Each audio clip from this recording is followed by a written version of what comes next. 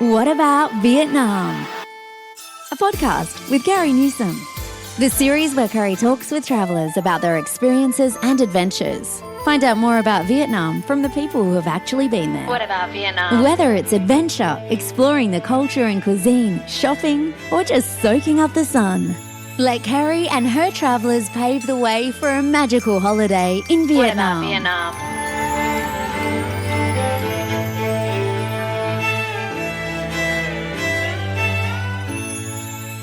Xin chào and welcome to the What About Vietnam travel podcast.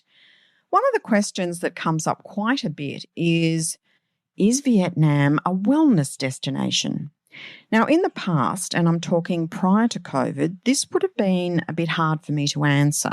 As we all know, wellness is many things to many people, and I have covered this off in other shows. However, in the past 2 years, while the country has been locked away from international tourism, there does seem to be a significant shift to wellness in Vietnam, and my guest today is a good example of someone spearheading that trend. Hylton Lipkin is my guest, and he is the general manager for the Alba Wellness Resort, just near Hue in central Vietnam. I was keen to talk to Hylton as he's really passionate about wellness and comes to the show with some real depth of experience in this area. Born in South Africa, he's travelled and lived in many countries around the globe. His career started off as an international fitness presenter, and from there he moved to the spa industry, and that ultimately then connected neatly with his entrance into hospitality. He's also the World Wellness Weekend ambassador for Vietnam and is really big on trying to promote wellness and happiness throughout Vietnam and the world. He's a very entertaining guest, and he has some real home truths to share about the growth of this type of travel in Vietnam and how developers are now directing their attention to better ways to save the environment and bring health and wellness to people during their stays in Vietnam.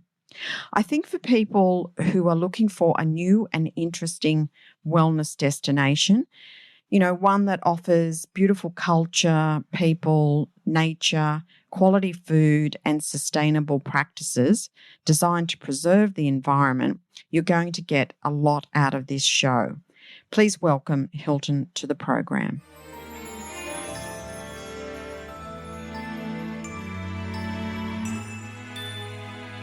Hylton, welcome to the What About Vietnam podcast. Lovely to have you on the show. It's an honor to be here. Thank you very much. Fabulous. Hylton, when we started to do a deep dive into your history and obviously your love of Vietnam, you've lived in many countries around the world. What was it about Vietnam that first captured your heart and keeps you there? Do I tell you the real version or the poetic version? Whichever you prefer. I can go into detail about beautiful meandering rice fields and mountains and beautiful conical hats and beautiful scenery in Vietnam. But the reality is I got offered a job, and that's what brought me to Vietnam. Somehow, for some strange reason, the jobs that I've had over the couple of past years have been kind of in a straight line. I started off in Thailand, in Asia, or actually in India, then kind of went to Thailand, then kind of went to Cambodia, then to Laos, and then to Vietnam. So for some strange reason, it's kind of in a straight line across Asia. But the honest reply is I got offered a job in Vietnam and I took the opportunity, and that's what brought me to Vietnam. And to answer your second question, what keeps me here is I love the place, I love my work, but it's still my job. Especially over the last 2 years, no one is really looking to jump ship and go to a new opportunity. But I love what I do. So I'm still in Vietnam because I have my job in Vietnam. I enjoy what I do. But I came to Vietnam because I got offered a job. I love the place. It's beautiful. And, what better thing in life to have other than a job that you love, also in a country that you have fallen for. So I think that's the piece de resistance. So good for you.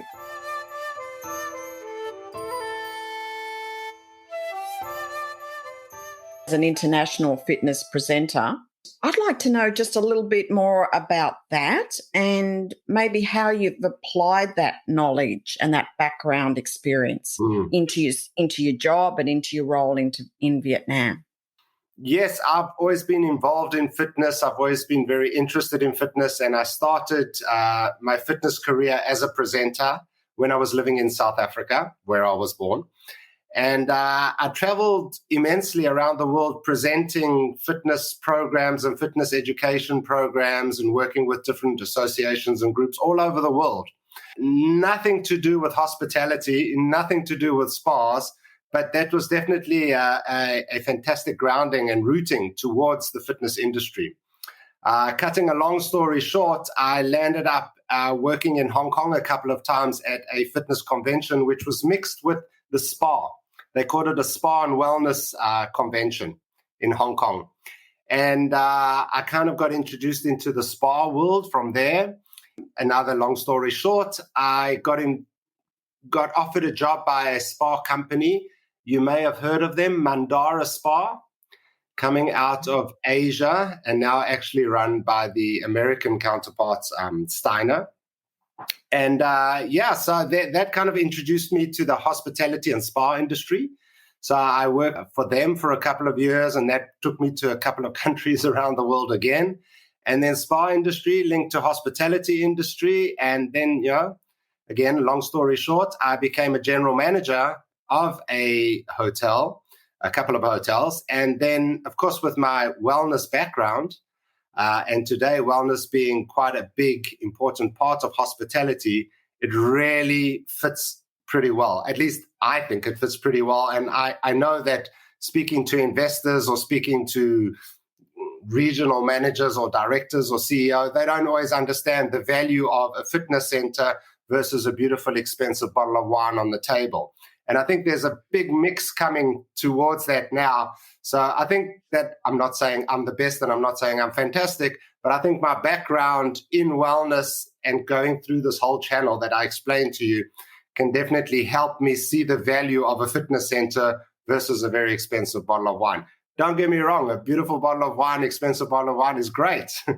But the fitness element in terms of hospitality is actually becoming more and more important. And Hylton, what I'm keen to explore with you, and I'm sure you've done this in your role and in talking to many other operators in Vietnam, is, Vietnam hasn't been typically known as a wellness destination.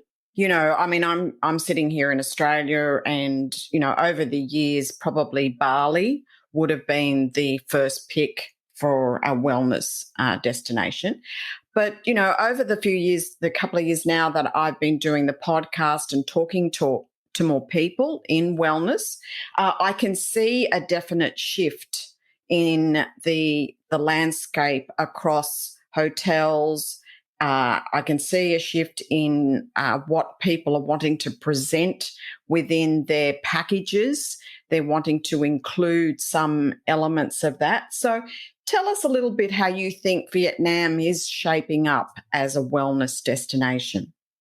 I think first and foremost, what you mentioned back there in terms of wellness, the big question is wellness is different things to different people. It's very important that people first define what they consider to be wellness, either from a traveler's perspective, from a tour operator's perspective, from a government perspective, or even obviously from an operator's perspective. But yes, 100%. People were locked up at home for quite some time, a fair amount of frustration. We won't go into that because there's a gazillion podcasts out there about COVID and being stuck at home. I think, yes, everyone has woken up to this wellness idea. It's a diverse idea because it has many different aspects towards what it actually is and what it can bring to different people. But answering your question directly, Vietnam, yes, has a very big percentage of gross domestic income from hospitality. We know that, and there are every week, every month, a new area developing. And in Vietnam, they tend to go rather fast. They discover a nice town and a nice beach, and before you know it, there's 20 hotels going up there, and then another 20 operators coming in. which has its positives and its negatives, but it's very important for the country. So yes, if we just speak about Vietnam today, there is a waking up towards wellness. Now, having a spa treatment and eating salad is wellness to a certain degree. Is it high-intensity wellness? Is it something that's going to change people's lives? To a certain degree, yes. If we go back to our expensive bottle of wine, you can go to a hotel anywhere in the country, have an expensive bottle of wine, and eat your red meat or whatever it might be. It's still fantastic, and it's a great experience. Now, if you're doing R&R, if you're going and switching off a no mobile phone and relaxing and recharging, that's definitely wellness. You're going on holiday to switch off and come back recharged. So that is wellness to a certain degree. But of course, we're trying to go a little bit deeper than that and say, okay, well, then take away the alcohol, take away the red meat, and actually cleanse yourself. Go there and learn how to eat correctly, but at the same time, still do the R&R. So as I mentioned, it really depends on what level and what people consider to be wellness. So every property in Vietnam can and is doing wellness. I'll give you a very good example. Yesterday, I was looking through Facebook, and here in Hue, there's a small city hotel. And I see them all the time on Facebook, and they generally do adverts about F&B, about their cocktails and their dinner. And suddenly there was a picture of a fitness instructor and someone doing yoga. I'm like, wow, okay. So all the properties are really linking onto this aspect of saying, yes, we have these beautiful rooms. Yes, we have these beautiful this.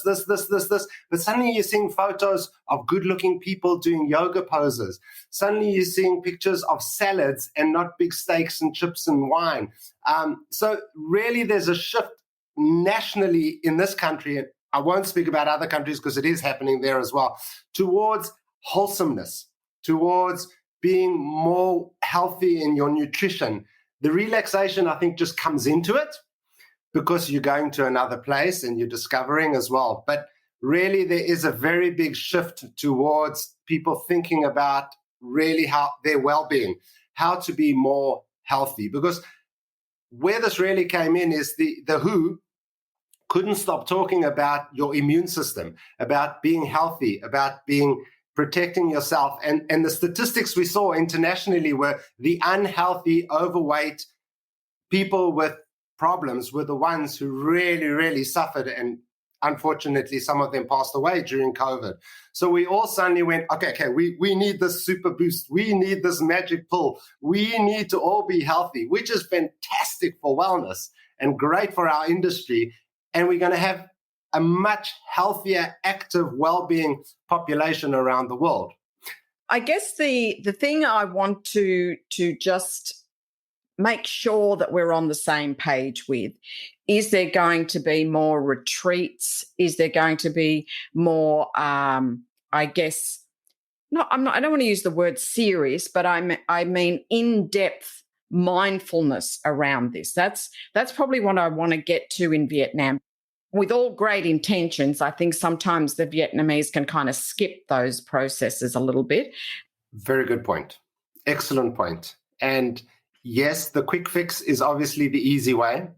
And from a smaller property perspective, from a smaller tour operator perspective, yes, just throw in a little picture on the webpage with a yoga person. We've got it moving on, and everything else remains exactly the same. So there is definitely a degree to that, for sure. It's the cheap, easy way to say, we've got everything that we had before, but now we also have this. So just to attract those 10 or 20 different extra people to come into the country, because we've got that box ticked now. But going deeper, as you said, yes, I think in the past, Vietnam was very much based on culture. The main aspect of visitation to the country was culture and beauty. Whereas now, with this wellness, there are companies and more people, like Lumia, for example, who are going deeper. And from the development stage, there is a wellness concept being incorporated. In fact, to the point where now there are architectural companies who are incorporating the well-being design. And this is becoming very popular. Again, return on investment, it's easy for us to speak. I'm very passionate about it. But when someone's pouring in hundreds and millions of dollars, and I'm telling him that he has to make his windows twice the amount of size and they need to open and there needs to be fresh air, and he's like, well, how much does the small window cost and how much does the double ply, blah, blah, blah, blah window cost, or the whatever? There's that game that still has to be played. But to answer your question, yes.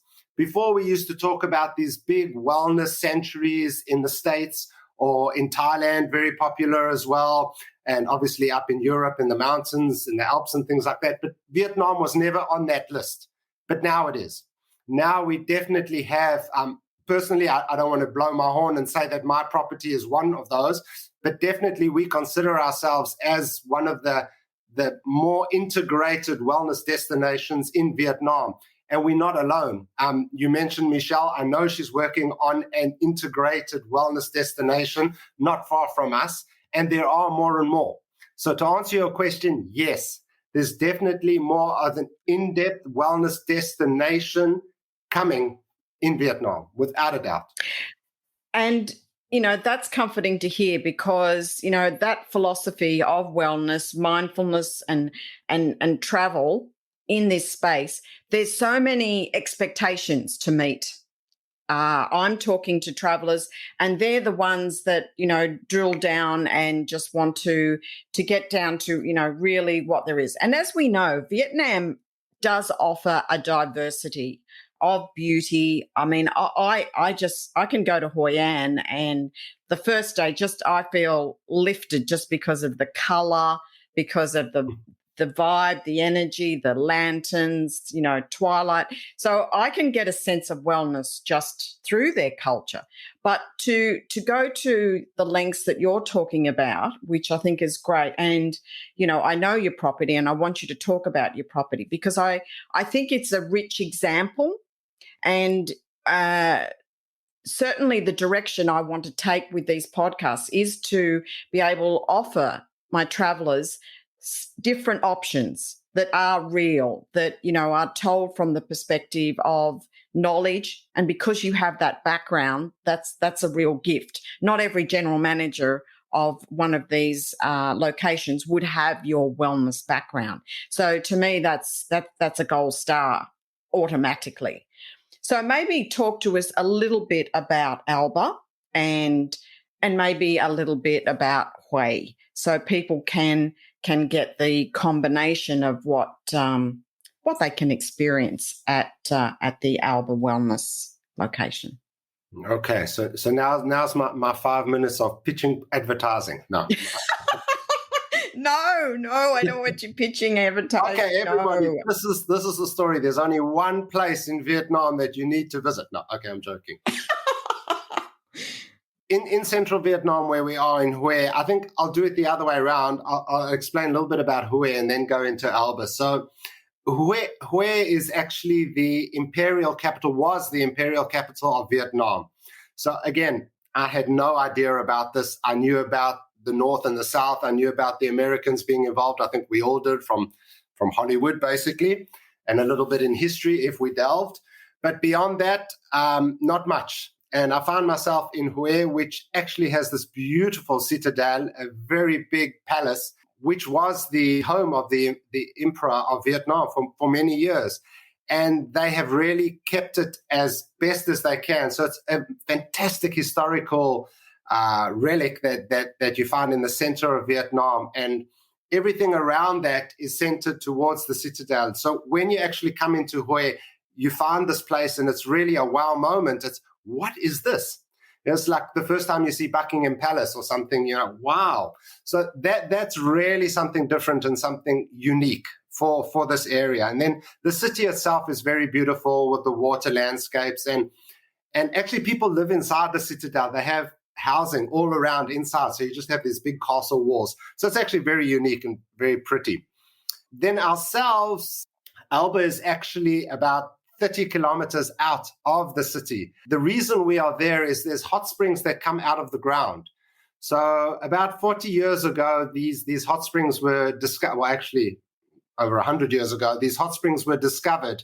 And then over time, certain people got involved. Again, I won't go into details.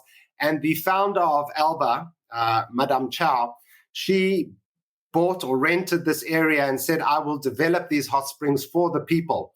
So there's a very big CSR concept behind it, where she wanted the local people to be able to use the benefits and the medical benefits of these natural hot springs and not be closed into one of these international, closed, very expensive type of areas. So, which is a great idea. So our whole property was built around that. So today what we have is what we call Alba Wellness Valley, which is built up into two properties. We have one side which we call Tantan, which is where the hot springs are, and people can come for day pass, and there's camping, and there's high wire and zip line and hiking and swimming and craft activities and many, many different activities. But the local people can come for one day. It's not expensive. And they can enjoy the benefits of the hot springs and the whole environment of being outside. On the other side, we have what we call Alba Wellness, which is more of a high-end 4-star, 5-star property, which also incorporates the hot springs and everything with it, but it's more on a higher end. So we really get the best of both worlds. So we're using the hot springs as a central attraction, but we're allowing the high-end population more on a more expensive, if we could say that, to benefit from that with more intense and more developed programs that you mentioned earlier. And on the other side, we have the very down-to-earth, just come, sit and soak in the hot springs, take it in, and it doesn't cost you almost anything. So we really try to maintain the concept of the founder, Madame Chow, where it remains affordable for the local people. On the wellness side, we have the company that we are managed by, Fusion, is an all-exclusive wellness spa concept. So every guest gets a treatment included in the room rate. So, for example, anywhere you go in the world, most of the places in the world, you get bed and breakfast, which is kind of a given today. So if you come to one of our properties, you get bed, breakfast, and spa. So with every night stay, you have a treatment. Depending on the category of the room, you can have a more intensive treatment, a longer treatment, you can upgrade and change it and things like that. But everyone gets, so if you come to Alba Wellness Valley, you get a room, you get a spa treatment, you get breakfast, you get unlimited hot spring, you get all the wellness activities, meditation, yoga, walking meditation, mindfulness, hiking, cycling. There's many. I won't go into detail now. That's all included in the room. So when we're talking about a wellness destination, when we're talking about people coming to a place for a wellness getaway, it's ideal. Again, I don't want to oversell myself and say we're the best in the world. No, we're not. But we do offer everything that a person needs or wants in terms of, okay, this is how I'm going to change. This is how I'm going to relax. This is how I'm going to benefit my health. This is how I'm going to do this or whatever it is. But just for the record, we do have that expensive bottle of wine if you do want it. It's not hanging on the wall in front of you, but it's definitely there. My F&B manager was very upset with me the other day. I cleared the bar area. We had a lot of alcohol up at the bar, and I put some very nice decoration up, and I told him if people want alcohol, they can ask for it. He wasn't happy with me. But again, the idea is to have people really not have it's like someone who's addicted to cigarettes and you want to stop. You're not going to put cigarettes in front of their face every day. If they want to smoke, they have to go and find it, or they have to go and buy it. So there will be a reduction.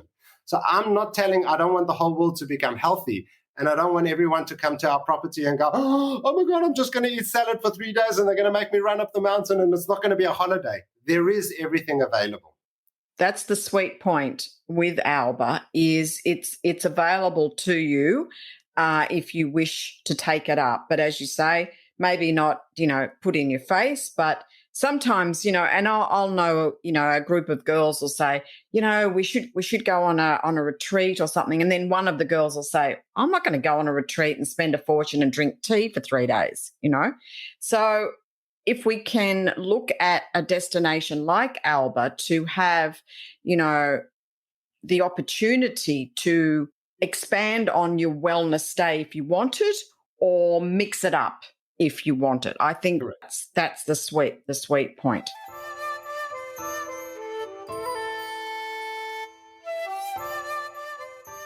I think it's very important, as you mentioned, when you're building up a wellness destination or when you're building up something in terms of wellness, if you go too hardcore, you're going to scare off people. So you want to be able to cater to everyone. So your listeners would still want to come to Vietnam. They would still like to enjoy the beautiful colors of Hoi An or go and eat street food in everywhere in the country. And yes, come back and enjoy yoga and everything. So there must be the best of both worlds. There are destinations out there where you go in, you close the door, and for 5 days you are drinking tea, like you said, and paying quite a lot of money for that. But there's an objective there. So really, in terms of wellness internationally, but today we're talking about Vietnam, the salad and the massage is actually a great step in to give you the idea of you can do it like this, but you don't have to do it like that, because we don't want to turn off people and make it too hardcore. And that's very important. I think also that there is an interest within travelers to put sustainable travel with wellness. So, I'd like to talk to you a little bit about some of the sustainability practices that Alba offers, because, people are somehow combining those. They want the combination. They want to be able to go into that location knowing that the philosophy of that organisation or that hotel in their practices has got sustainability into the environment. And because I know you have a very great passion in environmental wellness, maybe you can speak to us a little bit about that and how that shapes up with Alba and generally in Vietnam. Right, you're hitting all my passionate topics. As I mentioned earlier, what wellness is a different thing to different people. There's many different facets and different areas that wellness can be considered. What I'm working on at the moment is what I call green wellness. And green wellness actually breaks down into the physical and mental and well-being, like you mentioned. There's also the social, economic impact, and then there's the environmental impact. So I like to look at those three elements in terms of what we call green wellness. So we've discussed a little bit about the environment, the mindfulness and physical and mental. We've spoken a little bit about the community, but in terms of sustainability, again, a massive topic. Again, COVID came in, and the first thing we saw worldwide was the beautiful canals of Venice that were blue. The whole world saw that, and everyone, oh yeah, they played with the photos. That's not true. But that was a wakening up call, because suddenly we saw Venice with blue canals that no one had ever even heard of. Why? Because we're not on the boats. Suddenly the CO2 emissions in the sky completely dropped. Why? Because we're not flying, because the factories are closed. So it was definitely an awakening for us in terms of it can be done. So there is a big shift, thanks to COVID, in terms of we need to protect our environment. We need to leave something there for our children or our grandchildren, because things are getting pretty bad. I mean, it's very sad that the last co-op meeting, the chairman started crying and saying, I'm sorry, guys, we don't have a solution. That is out of control. I mean, how can we allow that to happen, where money in our pocket is more important than forests growing outside? So I think you understand my passion, and that I just don't understand why and how. So again, for Alba Wellness Valley, it's an important part of our existence, of our DNA. We started off the year 2022, and we planted 2,000 trees. Boom. It was freezing cold. It was raining. But we planted 2,000 trees. We actually got the local community to come in and help us. So we got the local community, CSR involved, corporate social environment people, and then obviously our team. So it created a great environmental wellness concept of, hey, we need to wake up and we need to do something.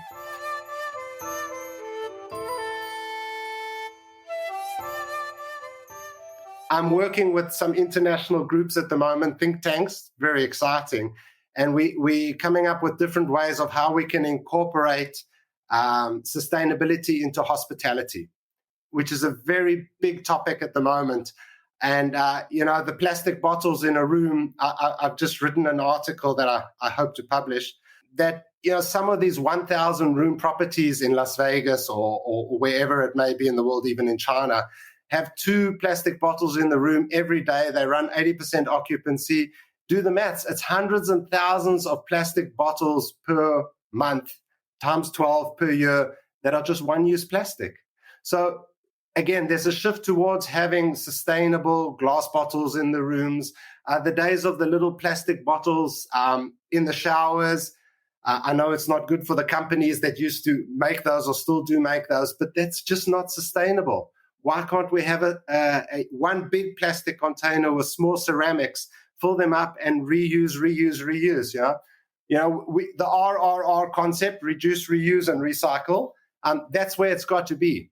Water management, waste management, energy management, all of these things. So earlier we mentioned that the investment and the development of the property, these things need to be considered at that time.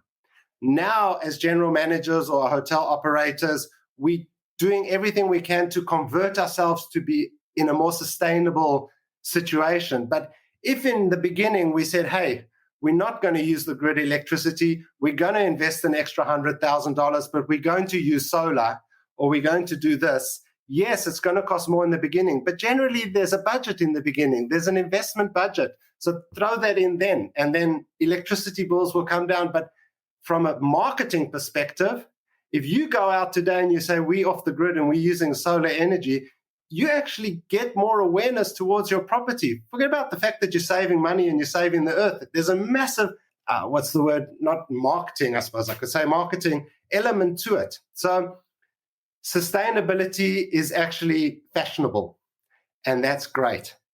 You don't need to wear Nike or Adidas. If you wear a T-shirt that says, I care about the earth, you'll probably sell it. Maybe you get Kanye West to sign it for you and you can sell it for $90. Give him 10 and give 80 to some association somewhere that can help the world. So all of these small little elements, every property, and again, it's not just hospitality, it's the government. And getting back to the Hue government, I actually work quite closely with the Hue Tourism Board on other projects, World Wellness Weekend as well. And Hue wants to be more green. And they're working on these pillars where people will come to Hue because it's a green destination, because they're careful about the waste, because they're careful about the environment, because they're planting trees. And again, it attracts people. So from a tourism perspective, it's an attraction point. It's a selling point. But hey, that's a great thing, 10 out of 10. But at the same time, our grandchildren will have a forest in 100 years' time. So hey, absolutely, we need to go with it.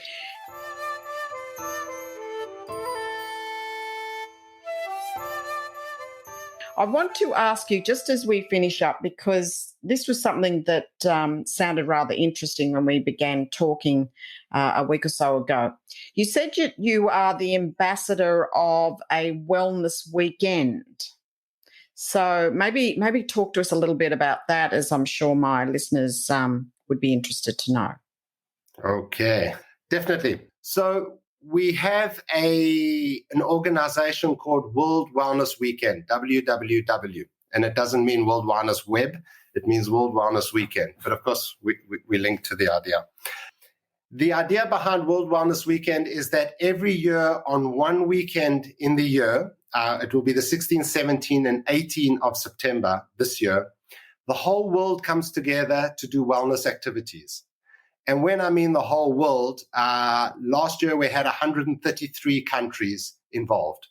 We had a couple of thousand, I think nearly 2,500 events throughout the whole world doing wellness activities on that weekend. Yeah, it's pretty exciting, and I'm honored to be a part of it. And again, I think you can understand a little bit about my passion and to make change and to bring people involved and have fun at the same time. I'm there. Where do I sign? So I am the ambassador for World Wellness Weekend Vietnam. Last year, we had about 87 different events or people involved, groups. We were the 10th best country in Vietnam in the world for our first year. Just for the record, South America is definitely the most active. Brazil, and they have so much going on. But it's all about getting people to get out and do something, be healthy, be happy, help the earth. So everything I mentioned to you in terms of green wellness is exactly what it falls under. So if you get 200 people and you go out into a forest and you're part of the Hue government and you all go and plant trees, that's part of World Wellness Weekend. If you take a bank or 3 banks, the corporate group, and you go out into the parking lot and you do a Zumba class on that weekend, that is wellness for the team, it's wellness for the world, and it's another activity. If you are a resort or a wellness destination like ours and you organize something and you bring 100 people together and you all run through the forest, or you plant some trees, or you do push-ups, or you carry logs around, or whatever it might be, that's another wellness activity. So our objective as ambassadors for World Wellness Weekend is we try to find people like yourself who can promote it and get more and more people involved. We have a webpage, worldwellnessweekend.org, and on that there is what we call the wellness map. So you can go on and you can sign up. Kerry Newsom, I live in Australia, I do gym in this place, I go to this fitness center, and on this weekend, my friends and I, we're going to do this. And then that is tabulated and counted throughout the whole world. And then we know that Kerry Newsom in Australia is going to be doing this on that weekend. And we also do press releases throughout the whole world. So just because ABC Spinning Center in Brazil is doing a spinning class, the whole world, the people in Hue, in Australia, in Russia, in Helsinki, will know about it. So we really come together as a family about wellness, promoting wellness. And we have a hashtag, 2 hashtags, which is called Wellness for All and Wellness by All. And those are the hashtags we use. So I don't want to do too much advertising, but please go on Facebook and just type World Wellness Weekend. You will find either France, Germany, India, Vietnam, they're all there. Follow us, go to our webpage, and most of all, go to your gym or your yoga center or your friends and say, hey, let's sign up and let's do something on the 16th, 17th, and 18th, or one of those days, or all of those days of this year. And join us. Well, I might even see myself in Vietnam at that time. So, cross fingers, I can maybe join you at Alba.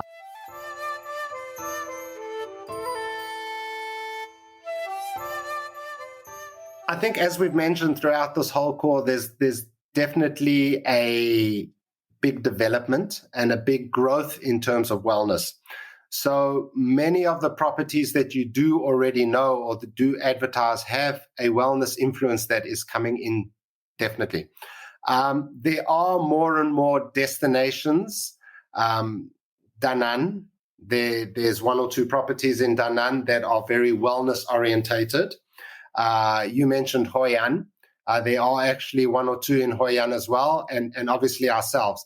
But that only covers central Vietnam. So I would say in central Vietnam, I wouldn't say we're leading the way, but there's definitely development in terms of wellness destination. But going out into the different parts of the country, there are things everywhere. Like we mentioned, investors now are more interested in the wellness concept to sell their properties. They see more of a return in investment, so there will be a push in that. Again, I don't want to do too much advertising because it's not the concept of the podcast, but the group that we work with, or that I work for, is Fusion Resorts, and we call ourselves the Wellness Hospitality Company. So every one of our properties, which is actually now in Thailand as well, we do CSR, we do community services, we do wellness activities. There's all spa inclusive as well. So we have properties throughout the country, and all of those do offer wellness elements, maybe not as in-depth as we're doing at Alba, but they do have that. But saying that, I know that Starwood, I know that Accor, I know that Marriott, Marriott and Starwood is the same company now. I work with some of their people on some of the think tanks, and everyone is developing wellness concepts. Everyone is developing wellness packages. Everyone is developing retreats. So I would say just do your homework, go into the internet, but there's a lot out there, a lot. Fantastic. I just want to say again, thank you very much for your time.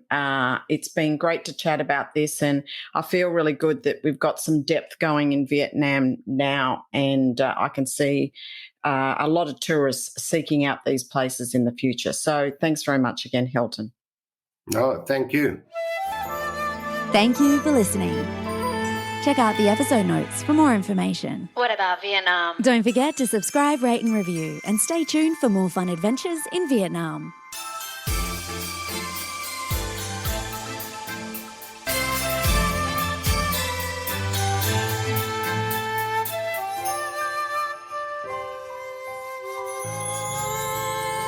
What about Vietnam?